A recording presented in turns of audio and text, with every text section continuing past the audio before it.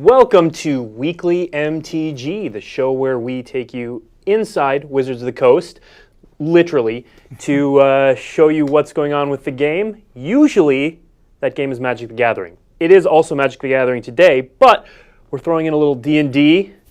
James Wyatt, our first returning guest, is repping Dungeons & Dragons. So we're going to talk a little bit about, and not more than a little bit, a lot of it, about Guildmaster's Guide to Ravnica. But first, we're going to talk to Gavin Verhey, who is repping the Magic side of things, about C18. We're going to show off some new cards and talk about the decks. Yeah, you're not going to have to wait very long to see those cards, but yeah, C18 previews. This is the last day of C18 previews. This is the last day. Tomorrow we are publishing the full card image gallery with all the cards as well as the decks and the tokens, although we're going to show you the tokens today too. Yeah.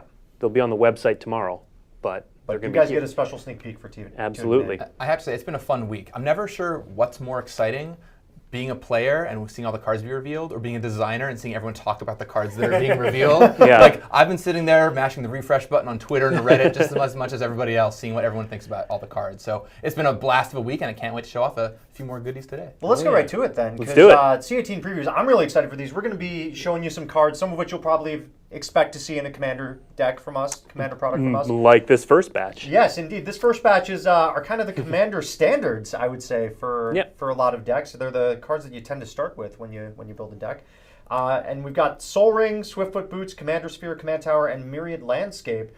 Gavin, pretty much standard Commander cards here, right? Yeah, and not all of them show up in every single year, but they made a lot of sense this year. Soul Ring, of course, has been in every Commander deck since we started doing them. But some things, like Myriad Landscape, made a lot of sense with the Jund deck, given that you have ways to get some lands back and you want to ramp out with that deck. Swiftfoot Boots made a lot of sense in the artifact deck, allowing you to attack in with your creatures quickly.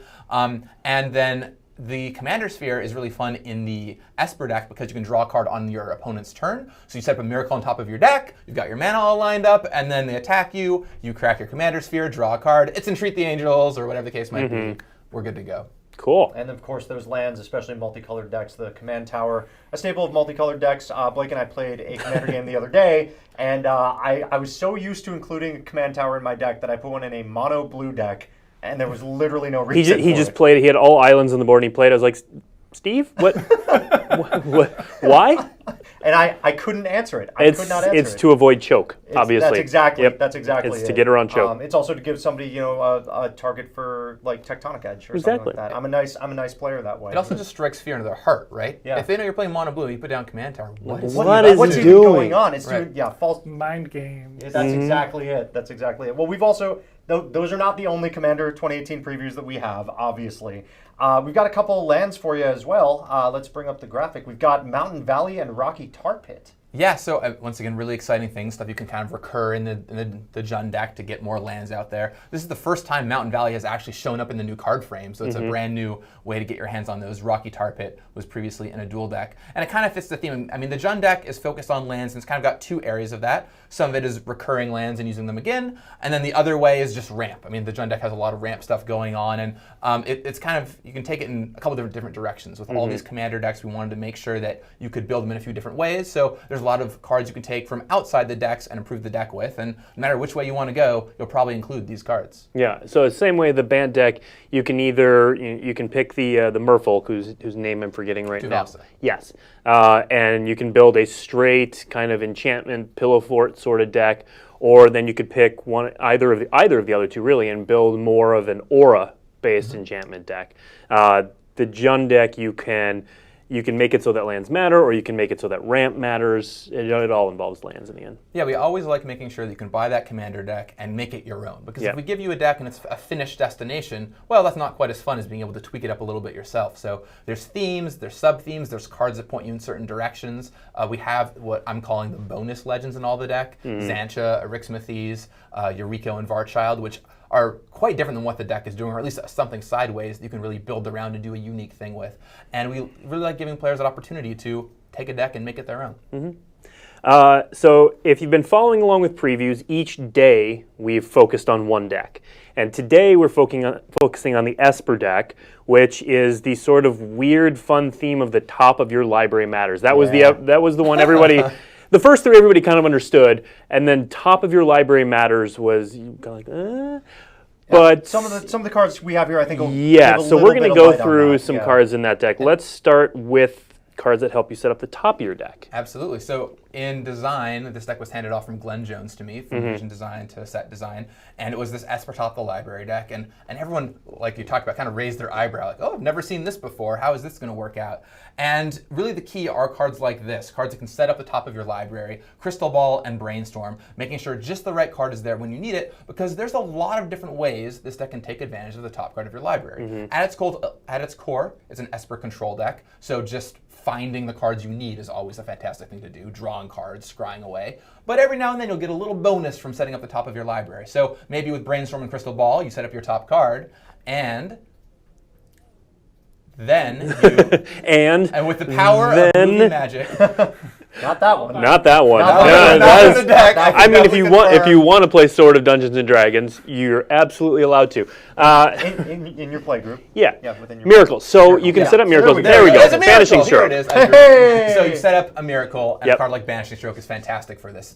Keep in mind, there's an artifact deck and an enchantment deck, so this is kind of a catch-all answer to things that are in the format. Sure. And for 1 mana, you can deal with almost any threat on the board. Yep. And so it's a big upgrade, and this is not the only miracle spell in, if you've been following previews. We've had Terminus, the new one, Entreat the Dead, which was previewed this morning. I know, we finally did the Black Miracle. So what was...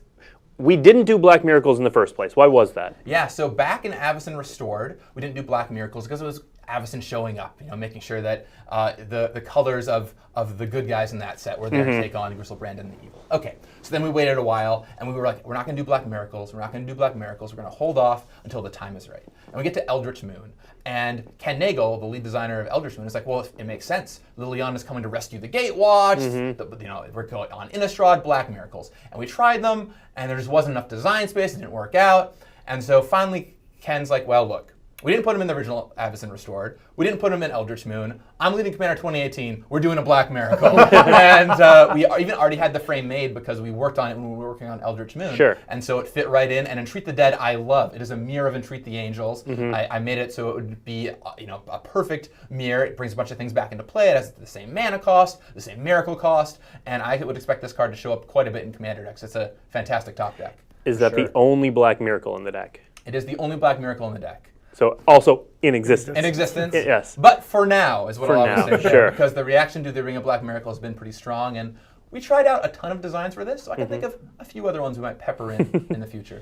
So Esper, continuing with that top of the deck theming, we've got some other cards that care about the top of the deck, namely mechanic that people might remember from Khan's block, Manifest. Absolutely. So one thing that's fun is you put a big creature on top of your deck, just the card that you want to be able to manifest down, and then you play a card like Cloud Form, which gives you exactly what you're going for. It puts the creature face down, it's manifested. In the case of Cloud Form, it gets flying and hexproof, so your opponent can't really mess with it. And, it's probably nothing, right? I mean, it's just probably nothing. Well, probably nothing, or it could be this card. I wouldn't really worry about it. That's coming up next, right here. Except sometimes you manage to stack a card like Sarah Avatar on top of your library. Now it has hexproof, now it has flying, and your opponent doesn't block. How much damage are they going to take? Maybe a full 40. Yeah. So it's pretty nice combination to have there. And the deck is peppered with all kinds of things that have some Saboteur triggers. So Saboteur trigger meaning when you hit your opponent, you get an effect, as well as big creatures you can kind of sneak through this way. So let's talk a little bit more about Manifest, because back in Khan's block, it was a bit more random. There were far fewer ways, and it was just sort of, you did this, and if you got value out of it, cool. Most of the time you didn't. At what point did it come into the deck that Manifest was a really cool way to make the top of your deck matter?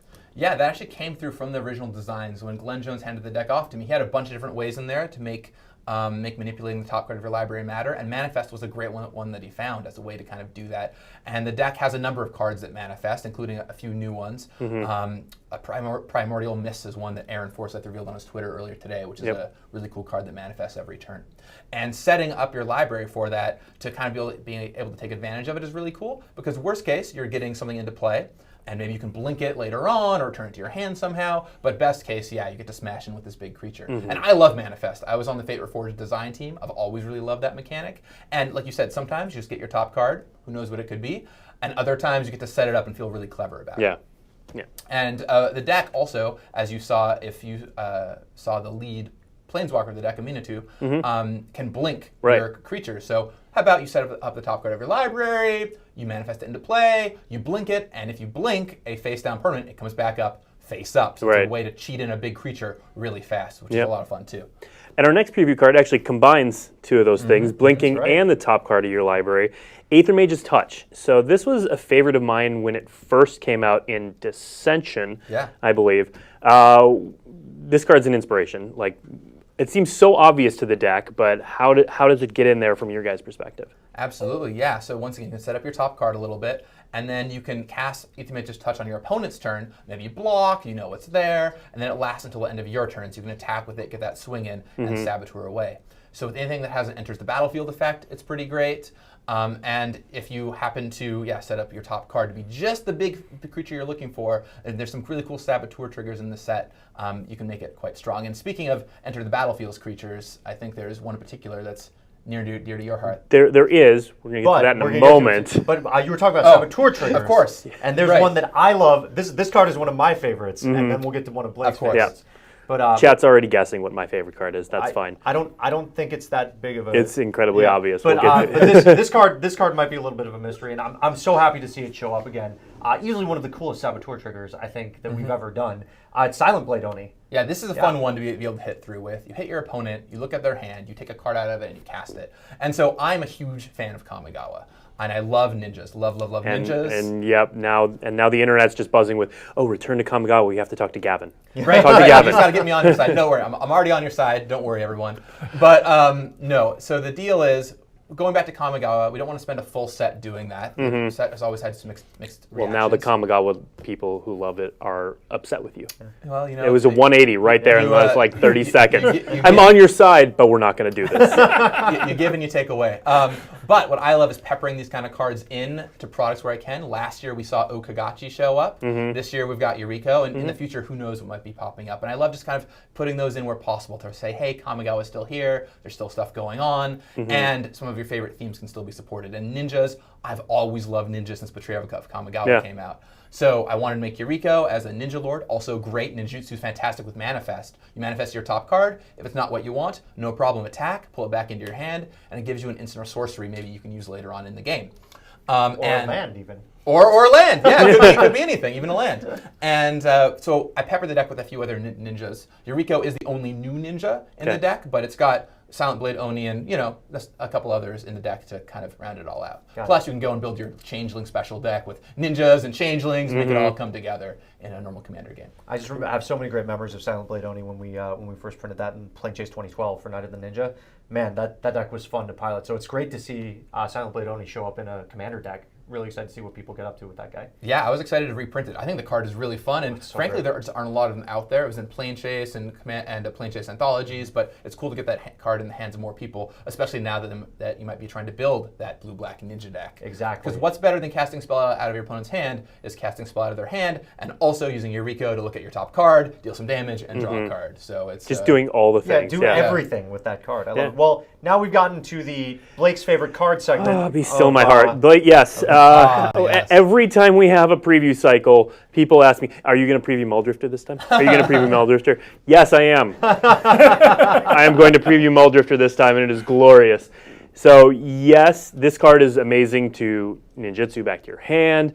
It's also just the best card we've ever printed. It's great to blink as well. It's great to blink, I think Muldrifter, and I don't know who's cast it more between us, but Muldrifter is probably one of my most cast cards of all time, excluding infinite combos and things like that. Mine too. I played it in Constructed, and back when I was a pro player, played it in Cube Draft tons of times. I still try building decks with it, and here's no exception. It is great in this deck too, especially with the Commander allowing you to blink a creature that's in play. Right. You play down Muldrifter and blink it in the same turn without more mana. Draw 4 cards. Oh, yes. Do you remember invoking that thing and immediately momentary blinking it. I do, Blake. Yeah. Yeah. Fond memories. And that's how the show went off the rails. We just all started. I played cube limited decks where I've momentary blinked a Muldrifter with a Panharmonicon on the battlefield. Oh, that's just greedy, but greedy. But you get to draw like 8 all the cards. And to me, Blake, this is a great example of how you could buy one of these decks and then craft it to be the kind of deck you want it to be. Momentary Blink isn't in the deck, but if you wanted to make it a Blink-focused deck, you could easily add Momentary Blink, add a few more Enter the Battlefield Add abilities. Cloud Blazer to up your Muldrifter count. Of course, you gotta have them all, right? Yeah. So there's all kinds of fun stuff you can do there, and there really are many different decks you can build here. Blinking is one of my favorite strategies, and I think you can go pretty far with it. Okay. Well, we also promised you tokens. We did. Okay? We promised you, and we've got them. We've got some cool tokens today. All the tokens. Boom. These are all the tokens. We're going to leave these up on the screen for a little bit because we're going to talk through some of the cool ones. So let's, I'm interested in that, what is it, 4th from the left at the top, the Mask token. Yeah, so this goes with Estrid, the face of the Bant Enchanter deck. And we've never had an Aura token before. That's something brand new. Yeah. We're doing it for this set. I remember when we were working on the team, we kind of wanted to find a way for the commander to help protect its own permanents. We came up with Totem Armor, and then the whole creative kind of clicked around that. And there's a lot of discussion in R&D about, could we do Aura tokens? Should we use them here? We've never done them before. But, you know, Nahiri, for example, the Lithomancer, all the way back in Commander 2014, I believe, paved the way for artifact tokens. Right. Stoneforged Blade. Absolutely. And so I thought this would be a great chance to do it here on Estrid. And it's a lot of fun. A little underused thing, by the way, is you can put these masks on any permanent. It's an enchant permanent. So when Estrid comes out, sometimes you'll put it on your land. You wonder why you might do that. But Estrid lets you untap all your enchanted things. So it gives you a permanent mana boost for the rest of the game. I see. So that's pretty fun. That's clever. I didn't even catch that. And it's, of course, got great new art on it, thanks to being attached to Estrid. And then the next one I want to talk about is the Mirror token, 3rd from the right on the top. Yeah. Brutaclad is one of my favorite cards in the set. I still can't believe we printed a card based on a Future Sight flavor text. I absolutely love that. Yeah. It's so good. It's fantastic. And, you know, talking to people online, it's one of people's favorite cards in the set, which makes me really excited. And this is the 2/1 Mirror token that Brutaclad creates. So if you're building a Brutaclad deck, you can expect to want to collect a lot of these. Yep. And Brutaclad, by the way, if you don't know, is a blue-red artifact creature that makes a 2/1 Mirror token, and then makes all your tokens, not just your token creatures, copies of whatever token you want them to be. Right, and it also gives all your tokens haste as a nice little bonus. So one of my favorite things that happened in the artifact deck is at one point we copied a mana rock that was in play, made a token copy of a mana rock, and then we turned all of our Jules, when he was playing the deck, turned all of his creature tokens into mana rocks. Okay. It was awesome. Like you can move stuff around. It's great with clues. You make a clue token. Suddenly, all your tokens become clues. Or the other way, all your clues might become 2/1 Mirror tokens, or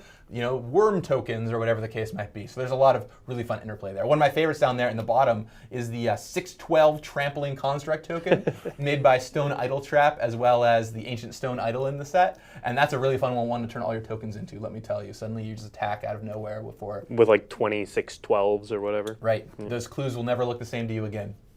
And then another token you talked about on Twitter the other day, and on here it looks like 2 tokens. It's not.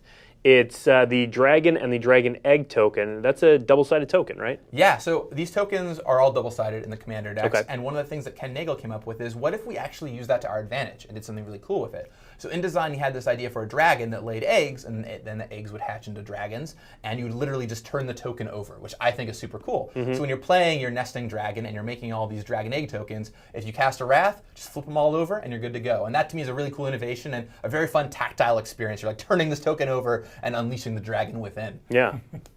And then this card the card that produces the Survivor tokens right next to the Dragon token right there. That's one of my favorite throwbacks. Alliances is one of my favorite sets where Verchild's War Riders were initially printed. Yeah. And then now we have Verchild.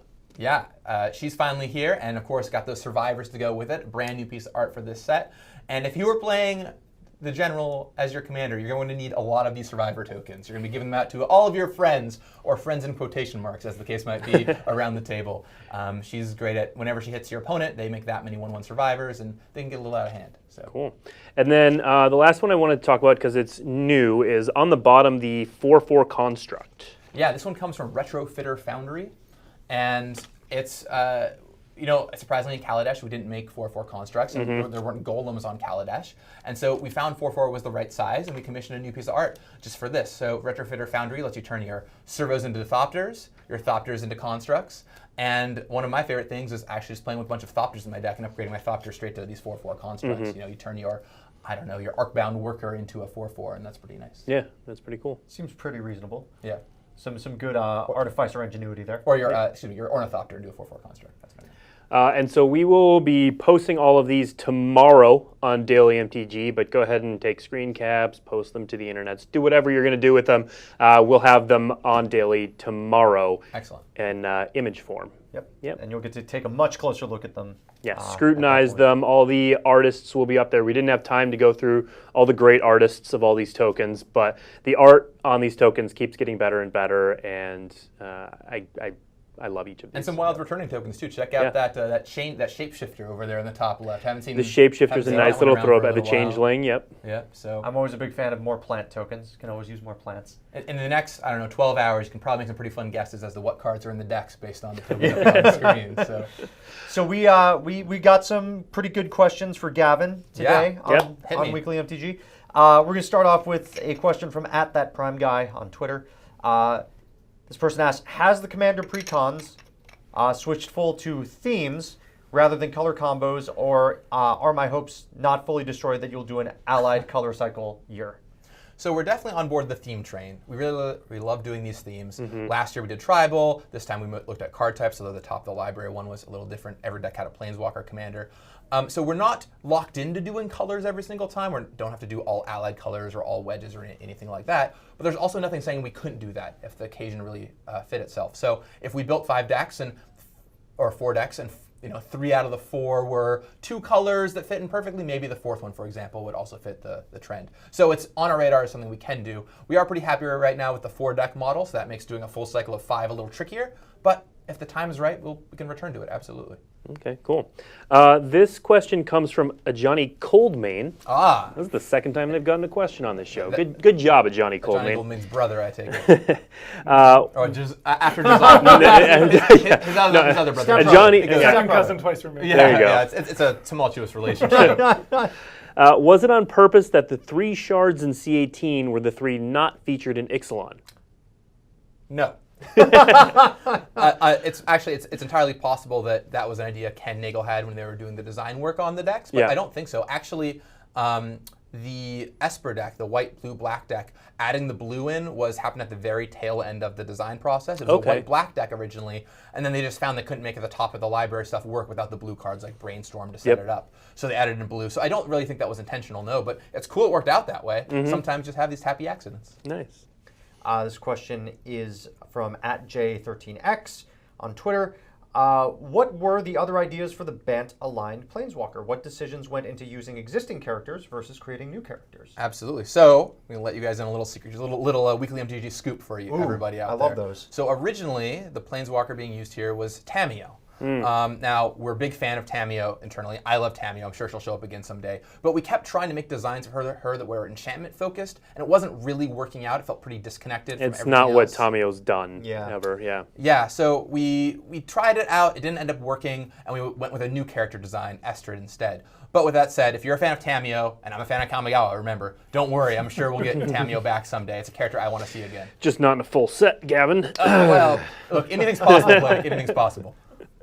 Next up, we have this is like a mega question because different people asked variations of this same question that are basically, when are we going to see X? And so we got questions about Feather. We got questions about Abzan Elf Commanders. We got questions about Urza. We got, who else did we get? Berenson. Berenson Gear, the professor was talking about Berenson Gear. Yeah, Prof really wants Berenson Gear back. My story about Berenson Gear, I love Berenson Gear from back in the day, but we have a guy on our team named Nick who has one commander deck that is a Berenson Gear deck, but it's a regular sized deck that he likes to play in oversized sleeves. So I've actually, it just gets me. And so I've actually got this negative reaction to seeing Berenson as much as I love the card. Sounds like that's what Baron would do. I think, I know. It's very thematically appropriate. I think we need to fix that with the new Baron is all I'm saying. Well, so I have I call it the short list, and it's getting kind of long now, but I've got a list at my desk literally of all the characters I want to try and get into Magic sets and all the different things I'm trying to hit. Because there's a few things going on here. First of all, when it comes to cool, flavorful characters, commander sets are the right time to do them. Sometimes the characters are dead, or on planes we're not going back to anytime soon, or things like that. And these are a great chance to do them. For example, Tawnos, a character we did here. Tawnos is long gone, but it's great to put him in this kind of set. Lord Windgrace, for example, another example of doing that. So I have a list of characters, and cards. Characters like the Berenson are absolutely on that list. I love those kind of characters, and just stay tuned, okay? I'm working on it. As far as themes go, like the Abzan Elf Commander, I try and slide those in where possible. And this year, something we did that Ken Nagel kind of found in design and really kept pushing through into the handoff, and then I carried, was finding things that the community has been asking for and putting them into these decks to kind of fill holes that exist. So you might notice there is a Esper zombie commander. So you can play your Amonkhet zombies with your Innistrad zombies in this set, Verena the Lich Queen. And so it's only a matter of time on something like that. And the occasion has to be right. For example, there isn't a white, black, green deck this time around, so it didn't make a lot of sense to do that. But I got a blue, black Ninja Lord in there. I got the zombie commander. Tuvasa, although she's not Merfolk focused, can be your Merfolk commander. So we're really paying attention to these kind of things and trying to fill those holes. Cool. Well, it's interesting that you should talk about that, because we did get a few questions this week about timelines and the timeline of design. One of the questions was about concerns and critiques of previous commander sets, and people were asking if there were any examples of concerns, critiques, criticisms from last year's set that might have gotten included in this year's set. Well, believe it or not, I mean, we worked so far in advance on this stuff. This year's set was wrapping up around the time that Commander 2017 was coming out. So there wasn't a ton of time to incorporate feedback. We made a few tweaks here and there. But one of the big things this year really was listening to community feedback. And Ken Nagel and I read through so many pages of Twitter and forum posts and Reddit to try and figure out what people were looking for in their commander decks. And we actually looped in, and I think this is super cool, we looped in the Commander Rules Committee on the decks as well to get their feedback. And cards like Enchanter's Bane, a red answer to enchantments. Cards like Treasure Nabber, a card which beats up red artifact ramp a little bit, but doesn't totally destroy all their mana rocks. Things like a ninja commander, a zombie commander, stuff that's all in that vein were direct answers to kind of fill those holes. So we're always listening, and I'm sure that by the time we do another commander set, we'll be incorporating feedback from 2017 and a little bit from Commander 2018 in there. Cool. Yeah. This question came from JD of Commander. How do you balance building a deck that plays well out of the box with trying to provide a different avenue to keep the build from staying linear? Absolutely. I think that really goes back to, you want to make sure there's a lot of ways you can take the different decks. If you buy a deck and it is the end state of that deck, then I think we failed as a design team, because we want you to be able to put your own personal touch on it. Something I really enjoy is you go into the store a few weeks after the new Commander deck has come out, and everyone is playing their deck, and maybe they're playing an off-the-shelf deck, but they've tweaked it a little bit, and you'll see the same deck that started as the same deck, but they're all different, people, okay, I'm taking this one in the Blink direction, I'm taking it in the Manifest direction, this is top of library direction, I'm playing the Odd Matters deck with a Yennet, right? There's a lot of different ways you can take the same deck, and that's really important to us, which is why, in cases like, say, the Jund deck, you have some recursion cards in there, some of the graveyard recursion going on, as well as some ramp cards, as well as some big Jund-style creatures and removal spells. So no matter what way you want to take the deck, you can make it your own. And if you want to take it the Lands Matter way, you can put in Gitrog Monster and things like that. Oh, they will. Yeah, they definitely will. And if you want to take it the ramp way, you can put in a bunch more ramp spells, big, huge X spells, stuff like that. Yeah. So there's a very wide range we'd like you to be able to take these decks. Very cool. Yeah. Well, that is actually all we have for C18.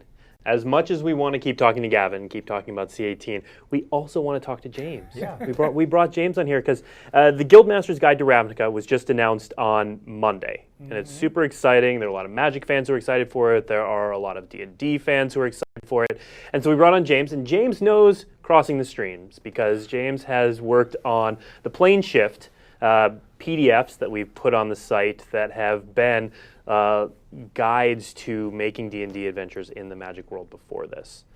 They're basically, I think of them as supplements to the art books. Sure. The first project that I worked on when I came over from the D&D team to Magic 4 years ago was the Zendikar Art Book. And I pretty much approached that as if I were writing a D&D campaign setting. So, you know, a couple extra pages of rules for races and skins for monsters, and it was all downhill from there. and that's why James no longer sleeps. And before you came over to Magic, you worked on the D&D team, right? So you really were entrenched in that. Yeah, absolutely. For 14 years. Yeah. So James knows what he's talking about. He is the human manifestation of crossing the streams. And while we're talking about plane shift, what about plane shift Dominaria? Yeah, what about plane shift Dominaria? 4 o'clock in the morning on Independence Day, I finished Plane Shift Dominaria. All right, there we go. Yay! So then he gives it to me, and now we're gonna publish it on Daily MTG on next Tuesday. So Plane Shift Dominaria coming to the website. Look for it next Tuesday.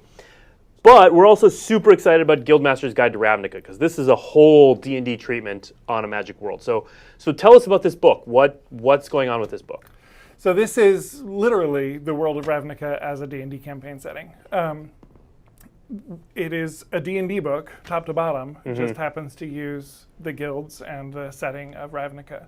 The really key element of it is you're going to make a character who is part of one of Ravnica's 10 guilds. And that's a pretty strong way to steer your character building. As soon as the way I think of it is, we always tell you, start off with an image of what your character is, and then make your decisions flowing from that. Well, the guilds give you a really easy hook into imagining who your character is, possibly even down to picking an actual Magic card and saying, I want to build this guy. Yeah.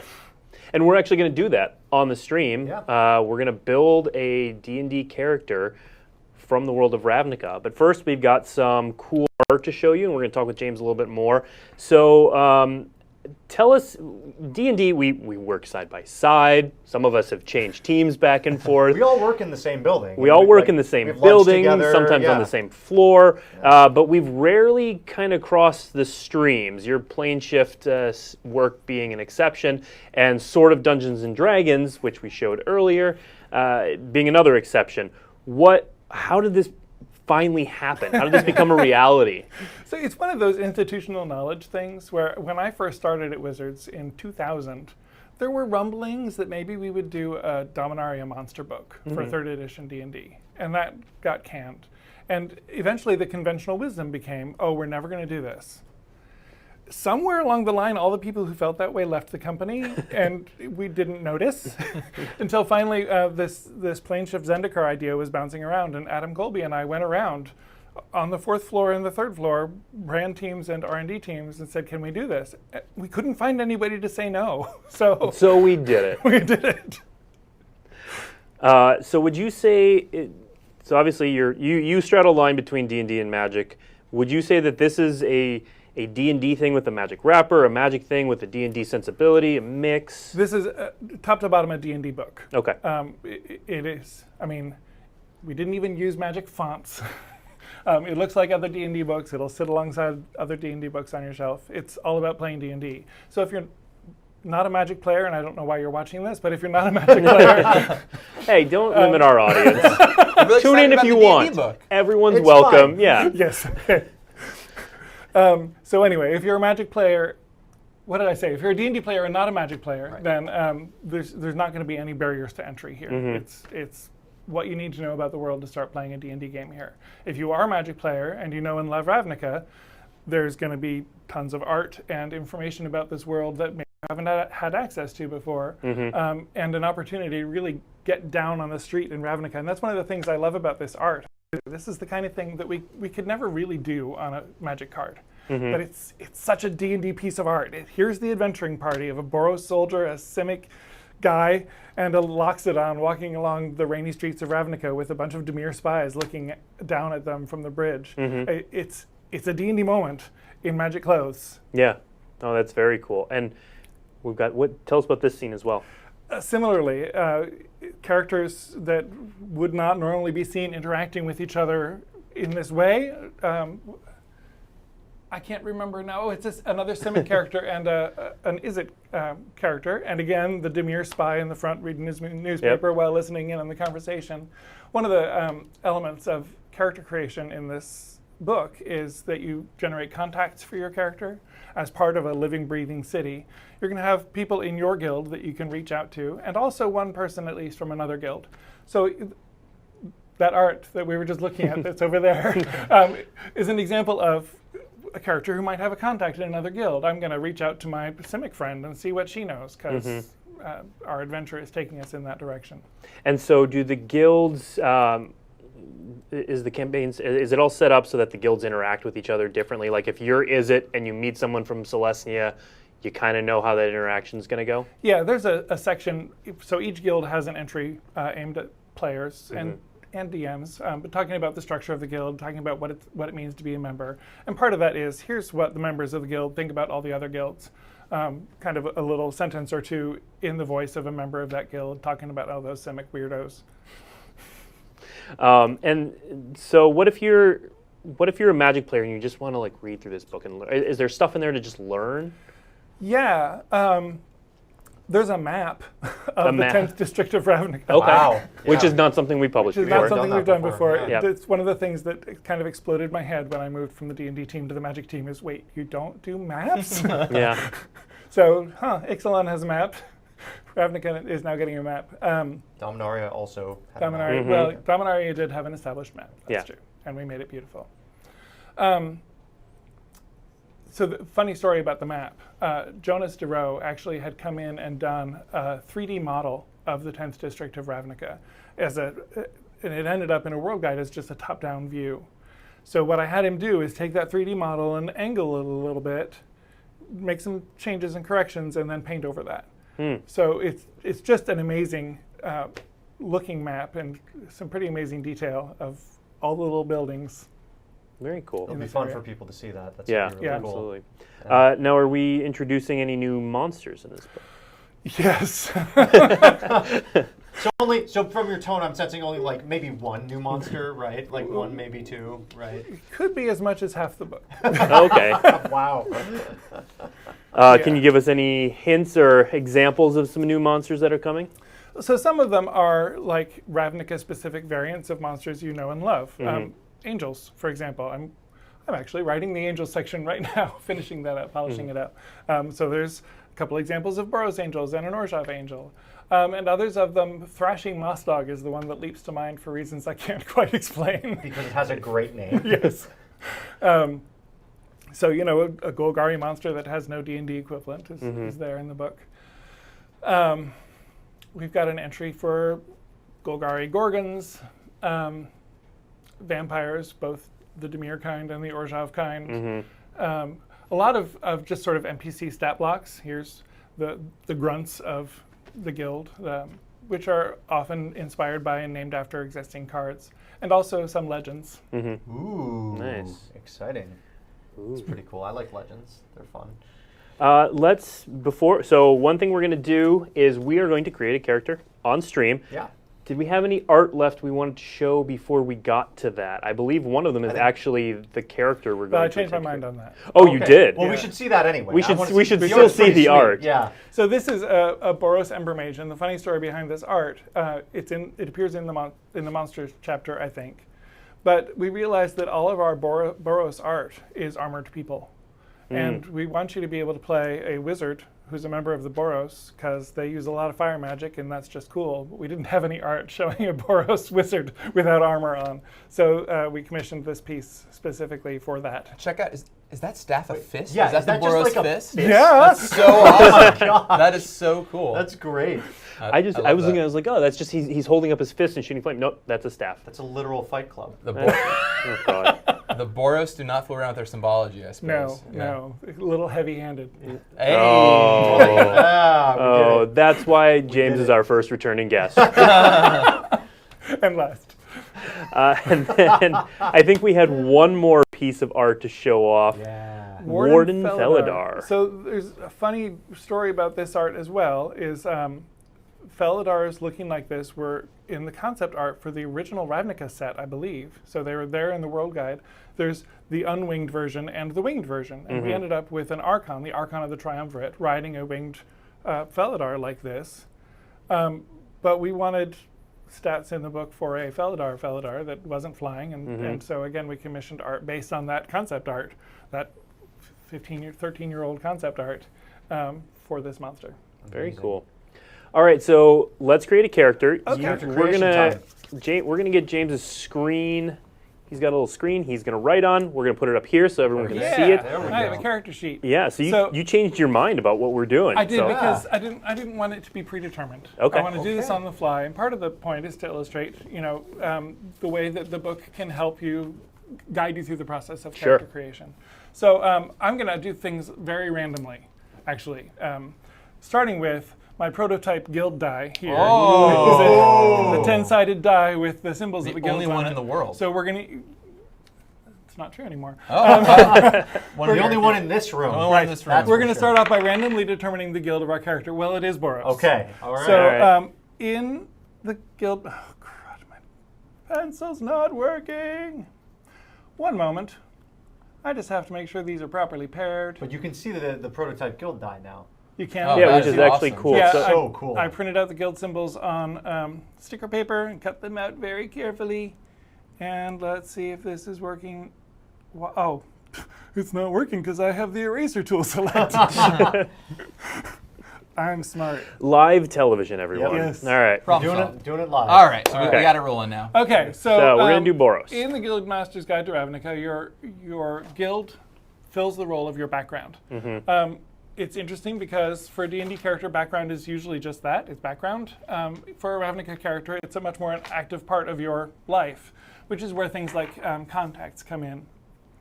But so continuing with the random theme here, one of the things about backgrounds is they help you decide on your character's personality, personality traits, the things your character holds dear, ideals, and things that they're connected to, bonds, and flaws. So Like fists. Our character likes fists. Yeah. well, I will write that down actually as an ideal, fists. And you'll get to see my lovely handwriting. But so, again, rolling randomly just because. So a personality trait for our Boros character, I'm always the first into the fray. Excellent. That goes well with fists. Yeah. Yeah. My fists, My therefore, are fists. also, Leading I is lead it. I first. lead with my Lead fists. the charge. I also approach every task with the same high degree of military precision. Ooh, military precision. I like that. That's good. Works with fists also. Yeah. I gotta say. Yeah. I like our This theme. is all going very well with our ideals. This is great. Yes. But I do roll on the ideal table, and you know what? The most important thing to me actually is my guild, which explains the fist fascination. Yeah. Story checks out. My guild is all that really matters. That suggests a character who's marching along with the legion of justice and good, but really cares more about being a part of that marching formation than about the ideals they're supposed to stand for. So, okay, character's starting to take shape in my mind. I'm probably not making a paladin unless I want to play with that some. Bond. I ran with the Rakdos in my youth. And I'm striving to atone for my past misdeeds. That makes sense. that's That's why why fitting in is so we're important for him. militantly Yeah. Boros, because He the had to fall Rakdos in line. showed. Yeah. Character had to fall in line. Right. I get it. Yeah. And he wants to be accepted probably, right? That's why Checkered he cares past, so and much. so he's trying so hard with all the fist iconography. Yeah. That's right. He or she is trying so Yep. hard. That's true. Yep, you guys are good at this. Okay, I'm going to roll a flaw now. Oh boy. I have been Who says known. we're flawed? I've been known to turn a blind eye to injustice with the help of a modest bribe. Wow. That's his Rakdos That's side. the That's his coming. Rakdos That's side. the Rakdos. Whoa. Yeah, got a little bit of a circus. That's what happens when you run with the Rakdos in your youth. Yeah, sometimes your morals get a little flexible sometimes. As long as they're not messing with the Boros. So basically, if someone's beating up, maybe we see a Rakdos guy beating up a Celestia guy, and we're like, maybe he deserved it. Maybe if you give me a little coin, as long as you don't mess with Boros, we're okay. That could be. Yeah. Yeah. Okay. So then the next roles that are not associated with backgrounds in the player's handbook are for contacts. And we suggest that you roll 2 contacts within your guild. One who is really on your side and one who might not be so much on your side. Okay. So we're going to start off with a positive contact who is I've maintained a relationship with one of my instructors at the Horizon Military Academy. Great. All right, I've got a teacher mentor. Makes sense. Trying to make you do right. Don't turn out blind. He's the one who turned us around from our early Yeah. Rakdos days, and now we owe him our lives. He's the good angel on the yeah, shoulder. That's right. Yeah, maybe literally. Yeah. I'm imagining him like saving us from the Rakdos. Like, come join me, son. Or daughter. my second Boros contact is a former comrade in arms was promoted into the prestigious Sunhome Guard. But this is not a person who's especially friendly to me. Ooh, a rival, He maybe. he knows about our past. Yeah. Yes, He's- and never really approved. Never Never approved. thought that I was going to atone for my misdeeds. Yeah. which is And what my I'm trying entire to do. life, I've wanted to be part of the Sunhome Guard. Like, it's what I've wanted, and he got there, Yeah. and I want to get there so badly. Yep, I love It's it. never going to happen. It's long as my you're- Rakdos already- past comes back to haunt I'm me. feeling the anger already. Yeah. So then you get a non-Boros contact, and this is a 10 entry table. I'm using my fancy guild die again, because right. there's one entry for every guild. Is it Rakdos? It is indeed. I'm sure this isn't a loaded special guild die. That's kind of amazing. It's amazing how these things are fitting together. Actually, can we get a shot just so that we can prove that it did come up Rakdos? Can we get a shot of the die real quick? Wow, Yeah, there it You can is. see it. Yeah, here we can. that is amazing. We'll angle it up just so they can see that it did indeed land on Yeah. Rakdos. People are going to freeze frame this to try to figure out all the Boros Yeah, okay, contacts. so, yeah, I'm we already telling better, you. yeah, we better get out of this shot. That's fine. But, yeah. And also see Janna's character here. A Rakdos Blood Witch wants me dead or alive, which might be worse. Ooh. Well, because we left. We defected. There's no deflected. greater terror than leaving Rakdos to go join in the military. I always like to. That's a really interesting thing that it's a Rakdos Blood Witch. I'd like to think of maybe past relationship that went sour after you went back to the Boros. Maybe. Now they want revenge. Yep. Yeah. It's entirely possible. Yeah. What I think is really interesting is we still have this red core, right? We're Rakdos and we turn Boros, so that red is really going to drive us. That's been a part of our identity Yeah. the whole time. That's where the fists come in. Yeah. So So many fists. very impulsive. Think about it you get to put in that magic color wheel Yeah. a little bit, right? To see how your Absolutely. character evolves. Oh, that's so cool. Yeah. The entries for the guilds, there's a section here on Boros philosophy, which I can't find anymore.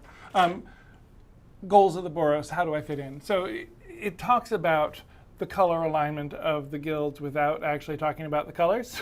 Okay. Here's the red stuff that drives the guild, and here's the white stuff that drives the guild and how they interact. But because Again, it's from a D&D D&D book, we- perspective, so you don't have to know magic coming Right, into it. right. Yeah. we put that into the vernacular. So another thing that the guild entry gives you is suggestions for alignment, races, and classes. I'm thinking my character's not lawful good. He doesn't. Seems unlikely. Yeah. Yeah. He's willing to turn a blind eye. Yeah, to he's taking justice bribes, sometimes. so Definitely not lawful good. I'm thinking, well, so usually good, often lawful. I'm thinking neutral good, Yeah. because I'm trying to mend my ways. Yeah, I like yeah, it. I think so. Suggested races include human, goblin, minotaur, and Viashino. So I'm kind of digging Minotaur. I'm also I thinking like it. Minotaur. Yeah. I think so. Having come from the Rakdos world, Minotaur feels very. The other one that spoke to me was Viashino, Viashino, but yeah, You know, also like as Minotaur, just used to get kind of beat up in Magic a lot, Yeah. right? You're like, trying to like get back with the good guys. No, and Yeah. I promise. I figured it out, Oh. guys. I figured it out. Which race has the biggest fist? oh yeah. I think it's Minotaur. It's Minotaurs. Yeah, Also, Minotaur. Minotaurs. There are a lot of Minotaur shamans, and with the Rakdos shaman Blood witch Witch. lady, Absolutely. there's a connection there. Yeah. Yeah. Could be. I like it. I like it. How Seeing about- those lines being able to be drawn. Yeah. Yep. Suggested classes are cleric, fighter, paladin, ranger, and wizard. I think we're a fighter. I think fighter too. Fighter Yeah. sounds correct. If you're Yeah. running with the Rakdos, it seems very likely you'd Yeah, or and youth especially. Or if we're running with fists. fist. Sure, Yeah, yeah. yeah. You know, that's I didn't want to be that obvious. The but, you best know. use for a fist is fighting. Correct. So that is our character in a nutshell. I mean, at this point, it's filling in numbers and Give it a name, and of course. stuff. Right. Oh, let's give it a name because Very Let's do important. that. Oh, is there a name generator? there's not a name generator, but like in the player's handbook, there are lists of names associated with races. And I had some fun going through existing Ravnica lore, finding names, often names that weren't associated with a particular character, and or with a character whose race we even knew. Yep. So there's a lot of creativity involved here. But let's name our character Brogmere. Brogmere. All right, that. I dig it. Yeah. Brogmere the Minotaur, the Boros Minotaur. Brogmere the Boros. Brogmere the Fist Minotaur. Brogmere the Fist Minotaur, yeah. This is his nickname, the Fist. Yeah, I like it. I like it. All right, there he is. Very cool. Boom. Now we can just start playing. Yeah. Well, we need a few more characters. Yeah. Almost. Yeah, we need a few more characters. Yeah. And We we need need to roll the ability book. scores. Yeah, Yes. we need the book. James, when does the book come out? November. November. All Okay, right. so we Like still got a some- little bit of time. Early November in game stores and late November for the rest of the world. Well, Okay. before the end of the year, which is going to be really great. So Yeah. by the holiday time in December, you could be running your own D&D Ravnica campaign. Yeah, It'll be absolutely. really exciting. Well, that's great. You get to kind of get steeped in Ravnica with the Guilds of Ravnica a little bit, play the set a little bit, and then you'll be ready to hop right into the world itself. Imagine that. That's some pretty Synergy. crazy Intercompany coincidences there, synergy, right? yeah. Crazy coincidence. All right, so one of the last things we want to talk about is Gen Con, because we've got Gen Con coming up, and this is, so we've done a lot of birthday Grand Prix over the past year to celebrate Magic's 25th anniversary, and Gen Con's kind of our, it's happening the same weekend as the Pro Tour, but it's sort of our culmination of all of that. It's our last birthday event. If you haven't been able to go to one of our birthday Grand Prix, this is your last opportunity. So we're going to tell you all the things happening at Gen Con. So that's not this weekend, but next weekend, the first weekend in August. Yeah, so don't go to Indianapolis this weekend expecting to find all of this stuff. No, I mean, you can go to Indianapolis this weekend. It's a lovely place. It's a really but nice place. Just don't go expecting to find this stuff. Right, we're exactly. talking about. So events are all taking place in Hall B. Yes, Hall B. So everything we tell you, go to Hall B. That's all the times. Everything's happening there. So events open at 9 a.m. on Thursday, and events are available for 24 hours. So they're just running events round the clock until 3 p.m. on Sunday. So here's some of the highlights.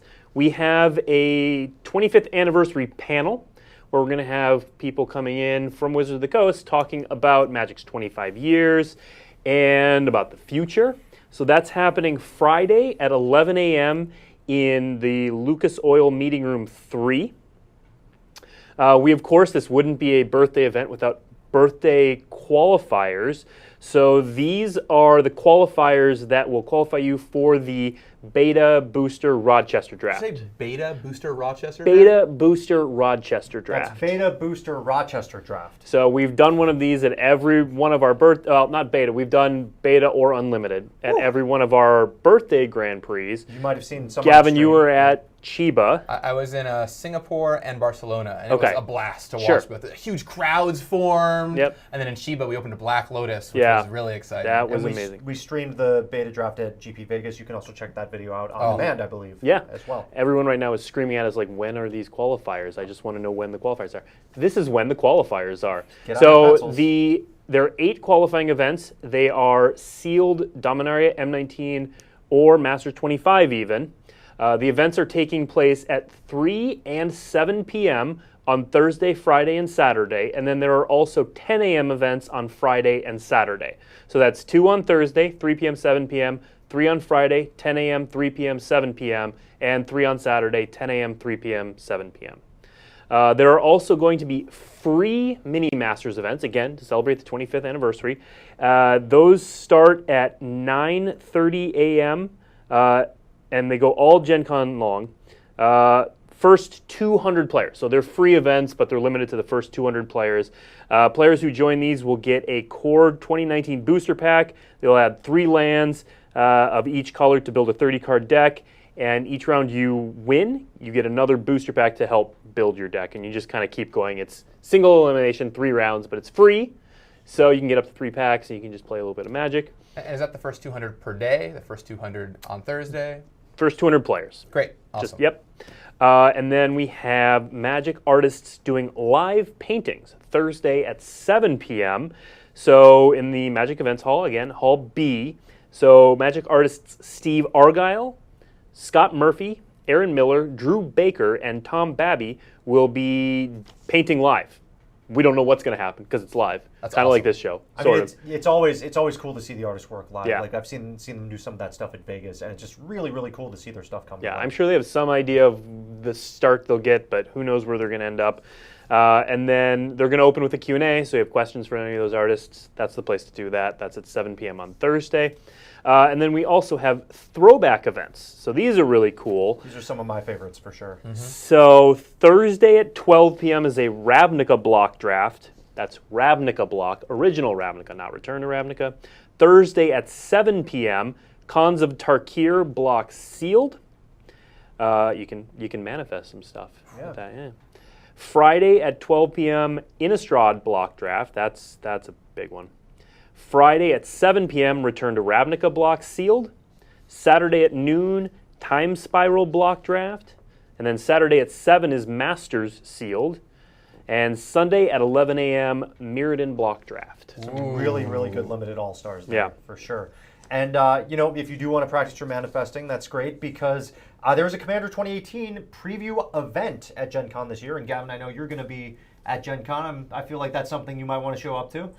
I'm going to probably be there. I'm also making my list in my head of all these other events I want to try and attend. It sounds so awesome. Okay, if I change my schedule and do this, I could draft Khans of Tarkir, and then, I'm so excited. Well, so for Commander 2018 preview, you actually do get to play with the Commander 2018 decks. You get to be among the first. You'll get them about a week early. Yeah, that's awesome. Which is so cool. I haven't even played with the printed Commander 2018 deck. So maybe you'll be. I definitely want to one of these go. events. I designed the Esper deck. I worked on all the cards in the set, but that deck was the one that I really championed. So I'm going to go sit down, get that, and Well, so see it what is a happens. random Commander 2018 man. deck that Yep. you get. So it is random, but you play 3 rounds, and there are 4 different times for that. You can go Thursday or Friday at 5 p.m., or you can and Saturday at 5 p.m., or you can try Sunday at 10 a.m. Yep, and there are a limited number of those. So if you really, really want to do that event, make sure you sign up early. Definitely. Gavin gets up, and there's just a bolt. Right. Little Gotta go thing of sign up. smoke. Yeah. There's also the Grand Melee, which I believe is a Gen Con Magic tradition. It's weird. a staple. It's a staple for Magic at Gen Con. It is a crazy format that is rarely played outside of this convention. It's it's almost it's like 100-person. It's just a big circle of people just all playing the same game of Magic. Right. So everybody can attack everybody. It's there are some or something like restrictions that. on that. There's a range of influence of There's one a range of normally, influence, so you can attack yeah. your left and right and deal damage to your left and right. But it just keeps going until there's only Right. one person left. And then there's some standing. rules about infinite combos as well. Yeah. Sure. But yeah. But yeah, the Grand Melee, there are 3 Grand Melees. Holy cow. There's one on Thursday at 11, Friday at 11, and Saturday at 11. I think those PM, start up. Yeah. 11 p.m. I think those start up as soon as the last one ends. Yeah, so make sure to bring some water, stay hydrated if you're going to enter the Grand Melee. Snacks. Yeah. Yeah. Be ready to be there for It is the long not haul. for the faint of heart. But as always, there are also going to be on-demand events. Some of my favorite things at our GPs in the past, certainly. But they're going to have booster drafts, 2-headed giant drafts, and chaos drafts, my favorite, and of course commander pods for on-demand. And if you don't have a ton of time and you just want to get some pickup games, Turbo Town is back. You can get a quick game with a chance of a prize, place to go for a one-on-one constructed match, and of course Planeswalker Deck League also returning. That's going to be Thursday and Friday and Saturday from 10 a.m. to 11 p.m. and then Sunday at 10 a.m. to 3 p.m. Grab a Planeswalker deck, battle other people, have some fun, make some new friends. Always very good. So, and for these are all going to be run by tournament organizer Pastimes. So you can find more info about this at www.pastimes.net/GenCon. That's pastimes.net/GenCon. Yeah, so don't rewind the video and try to write down everything we just said. Just go to pastimes.net/GenCon. That's going to be much easier. Well, that's what I'm going to do after. I'm going to walk out of this room and I'm going to figure out what I'm doing. That sounds awesome. But yeah, it's a really great way to cap off the celebrations we've been having at GPs all summer. A chance to qualify for a beta Rochester draft. That's so cool. I still remember our first show when we opened up that beta booster. Oh, that was so nice. Yeah, it was really great. It was super fun. Yeah. So lots of fun Magic stuff. And these are just the things that we're doing, that we're a big part of. There's going to be some other events across the weekend. I know some panels going on that have to do with Magic. So definitely make sure to check that out on Gen Con's website. Yep. And of note, since people will ask, yes, we are going to be streaming that Beta Rochester draft. It's going to, so that's also the weekend of the Pro Tour. So basically what you're going to get is we will be showing the Beta Rochester draft Sunday morning on twitch.tv/magic. and it will just we'll show that, and then we'll immediately go into the last day of the Pro Tour. So there's a whole bunch of stuff going on that involve beta boosters that week. And it's going to be kind of amazing. Yeah. It's kind of amazing. I can't wait to watch the draft at Gen Con. Yeah. It's going to be awesome. Watching the one in Vegas was so fun. So I'm really excited to see the process.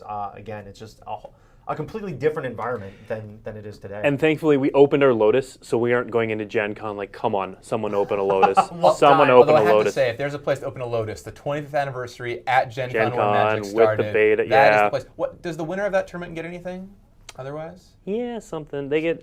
You can check out the details of that. Yeah, the details are on there. I forget exactly what it is. pastimes.net/GenCon. There's like an alpha booster, maybe, but don't quote me on that. If so, Yeah. it's really exciting. Yeah. If not, that's still really exciting. I don't know You what got to have a say. beta run. Well, I look forward. If you're going to be at Gen Con, please come by and say hi. I'd love to talk to you about Commander or anything else going on in the Magic world. It's always great to meet all the Magic players out there. And I know we're all going to be busy playing these events, but it should be a really fun weekend. It's not too late to get your tickets to go to Indianapolis. You heard it from Gavin. Go there, swarm Gavin. Yep. As for Weekly MTG, so as we talk about the Pro Tours next week, we are off, but that doesn't mean that you can not tune in and see something at this time. The Pro Tour will be streaming at this time. We're going to be streaming the Silver Showcase. Blake's going to be there. I'm going to be there. You won't see me on the screen. I'm in the background. Sometimes you might see my torso, but that's about it. But yeah, tune in for the Pro Tour next week, starting on Thursday. And then we will be back the following week to talk about the Pro Tour and all kinds of other stuff. But for today, that's going to do it for us on Weekly MTG. Thanks so much to our guests, Gavin Verhey, James Wyatt. And you can stay tuned right here. Don't change that channel. Don't because, go anywhere. Kenji Higashira is going to be streaming Numat the Nummy right after we finish up this broadcast. Yep, so absolutely. stick around. Thanks, everyone. Thanks. Thanks.